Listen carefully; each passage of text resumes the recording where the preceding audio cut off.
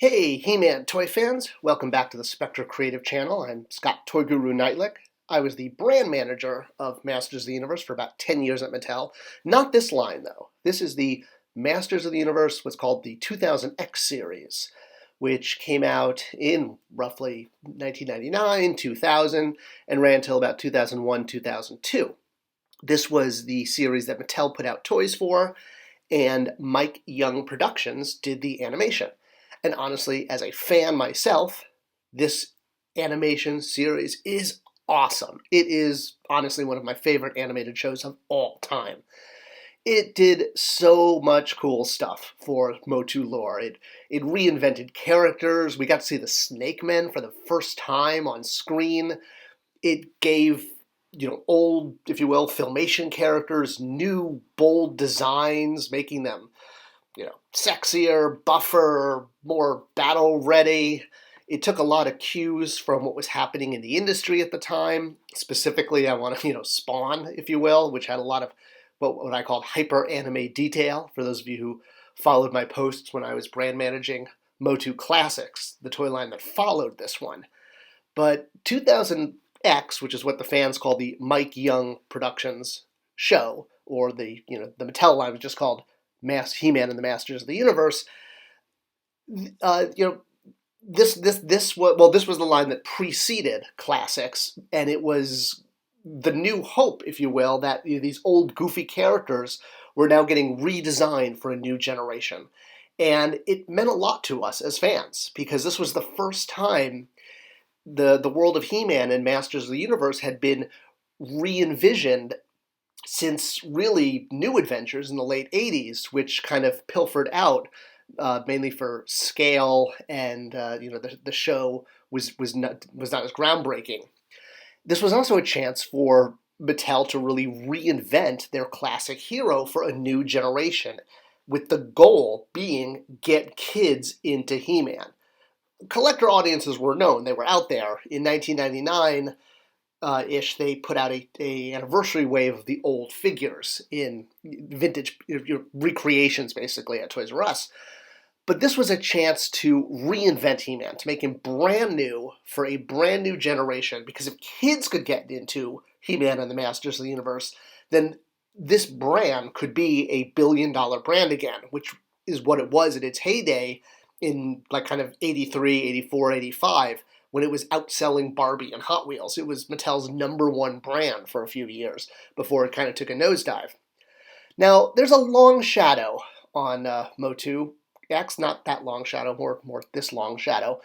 And what I mean by a long shadow is the 2000X series kind of cast a very long stigma on the brand. What I mean by that, what a long shadow is like, for example, with the Batman 66 show. This also cast a long shadow on Batman.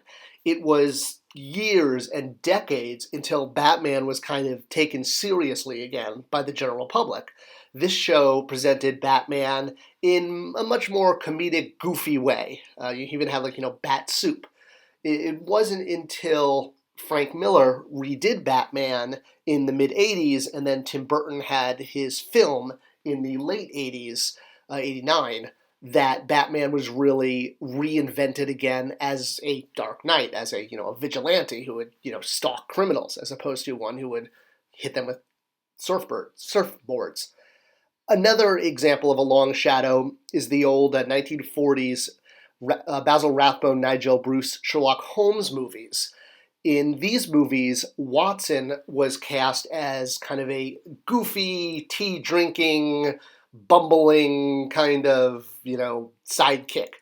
And that's not the way he was in the books. But this is the way people saw Watson for decades until, new entertainment came along and cast Watson closer to the way he was in the original books as kind of a true partner with Sherlock and, someone who, put a lot out there. All right. So what I mean by long shadow at 2000X is a lot of us remember 2000X as being a collector line, being a line that was designed for us, for the adult collector. It brought these characters back in really cool ways with all this detail and deco and all these characters we wanted. But to take a step back, There were very few figures in this line that were actually designed for adult collectors. I'm showing one of them here, the She-Ra figure, and that last shot was Keldor, both from San Diego Comic-Con. Those figures were absolutely designed for the adult collector. Other figures like Mossman, a flocked version of Beastman, which was paying homage to the way Mossman was done in the vintage line, was actually because there were too many Prince Adams at market. The market was just flooded with too many figures from the Prince Adam wave. And this Mossman, Beastman promo was done to clear out shelves. You had to, I think, buy 3 or 5 figures, mail them in with the UPC and the receipt, and you got a Mossman in the mail. This wasn't while it was cool for the collector, it was really done to clear shelves. And same thing with Snake Tila, she was done as a magazine promo. So while there were some collector-friendly figures in the line, it's important to remember, and this is the big lesson, 2000X was designed for kids first and foremost. And I'm kind of going to explain why and show what the proof in the pudding is. First off, how do you know a line is designed for kids? Well, number one, the figures are in goofy colors. Yeah, I did a whole video on Disco Skeletor. You can check that out.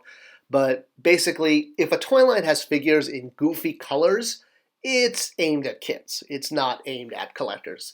It's usually designed this way because kids are attracted to certain colors on shelf. Another way you can tell a toy line is aimed at kids versus collectors, the figures have giant, oversized, blasting projectile launchers.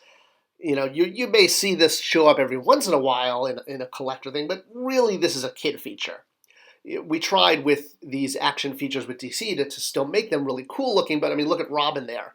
He's got a giant oversized blaster that clips onto his arm that shoots a giant projectile to knock over Two-Face. While the sculpt might appeal to an adult collector, they might remove the projectile by including giant projectiles, like with this Anakin figure as well, to give another example.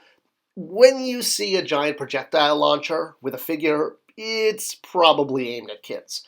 Yeah, the collectors could always, get rid of the projectile launcher and put it away and just have the figure, but for the most part, versus something like this, the Transformers Masterpiece Collection, this is an adult collector toy, not even trying to be for kids. It's probably too complicated for kids to make the transformation.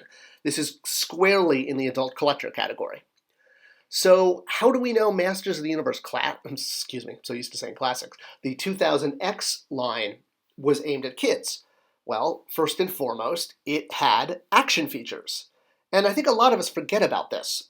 So Beastman, as an example, when he was translated from that cartoon image into a figure, although actually I think the Horsemen did it in reverse, they may have created the sculpt first, but that's not really important right now.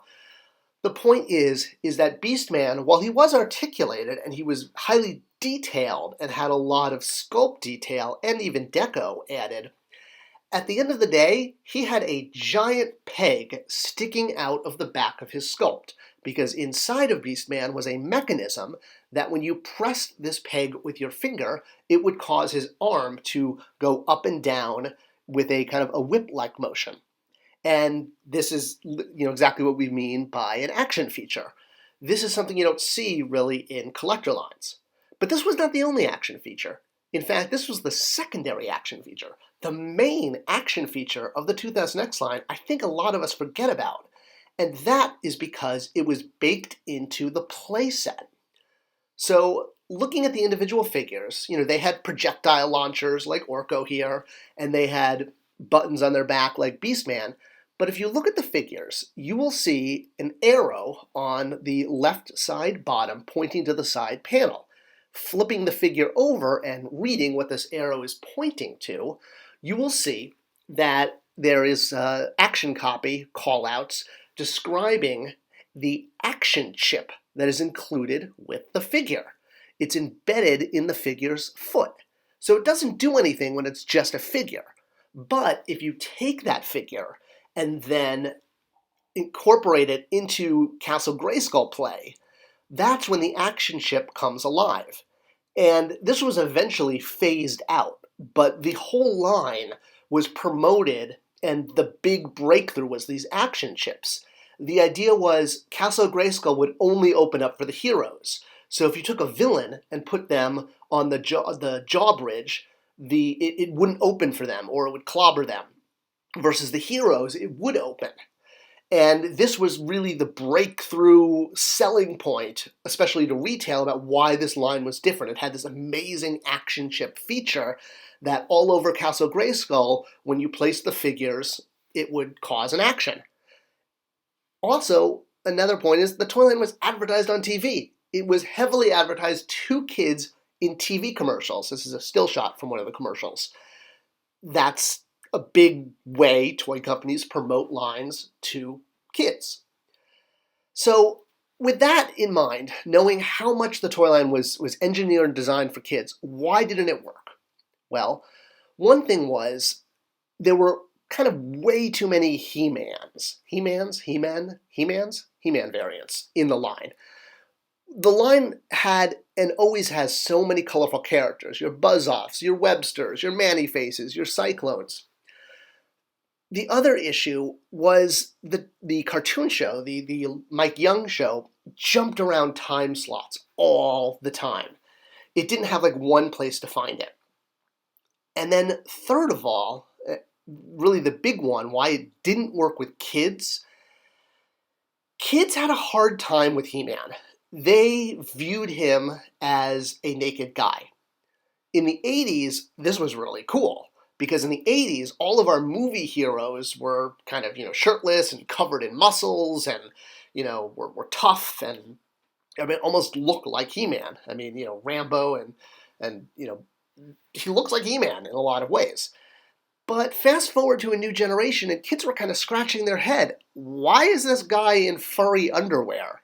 This was basically what happened when they tested the toys with kids. And especially when the line wasn't hitting the sales volume that was expected. They brought kids back and said, well, okay, this line's at market, why don't you like it? And yeah, kids were very confused why He-Man was running around in his underwear. So Mattel's answer to that is, okay, well, let's armor up He-Man. Let's put more armor on him so he doesn't look like he's running around in furry underwear, and that will get kids to like him again. That was exactly why Snake Armor He-Man was created and was the new version of He-Man on the second season of the show. This was a direct result from a focus group. So this is literally the redesign that came out of the focus group was let's find ways to cover He-Man with armor, not just in the toys, but in the animated series as well. I've mentioned in previous videos that 80% of toys at retail, meaning mass retail, your Walmart, your Targets, et cetera, Toys R Us, sniff, they have to sell to kids, parents, grandparents, gift givers. As adult collectors, and I'm one of them, I collected as an adult the 2000X series, we're gravy. It's great if we're going to buy them. It's fantastic to get that extra 20% of the sale. But the baseline needs to be kids.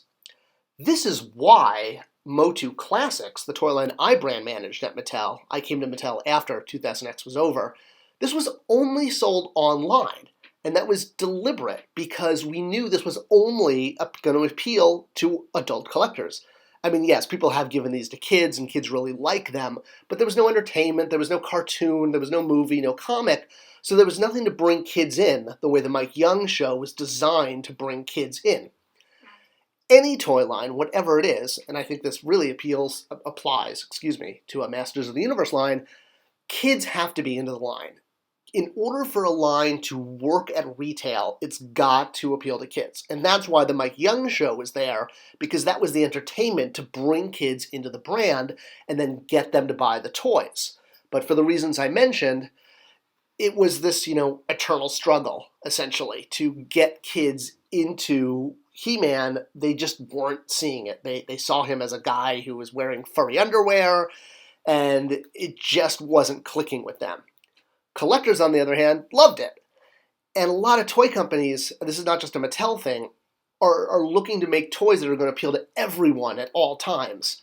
But as my friend Bill Beneke, who's a designer at Mattel, says, that's kind of like making a sofa bed. You don't quite get a bed, you don't quite get a sofa, you get something in between when you're trying to appeal to everyone all the time. So what's the solution to this? Well, honestly, I think it's pretty simple. When you have a collector line that's 100% collector, sell it online, whether it's through Hasbro Pulse, Matty Collector, Big Bad Toy Store, Entertainment Earth. When you have a toy that's sold at retail, aim it at kids. If you also get collectors into it, awesome, that's great. But it has to appeal to kids to justify the retail space. If a collector's going to buy into it too, it's gravy, and everyone wins. But if it's going to be at retail, kids have to come first. And I think it's the big lesson that came out of the 2000X line. If you like this video, give it a like. That helps YouTube know that my videos are good, and then it promotes it to other people, so more people could see them. You're basically helping other fans discover these videos. So I most appreciate likes and subscriptions. Yeah, let me know what you thought. If I missed anything, leave it in the comments below, and I'll be sure to address. Thanks for watching, and I'll see you guys in the toy aisles.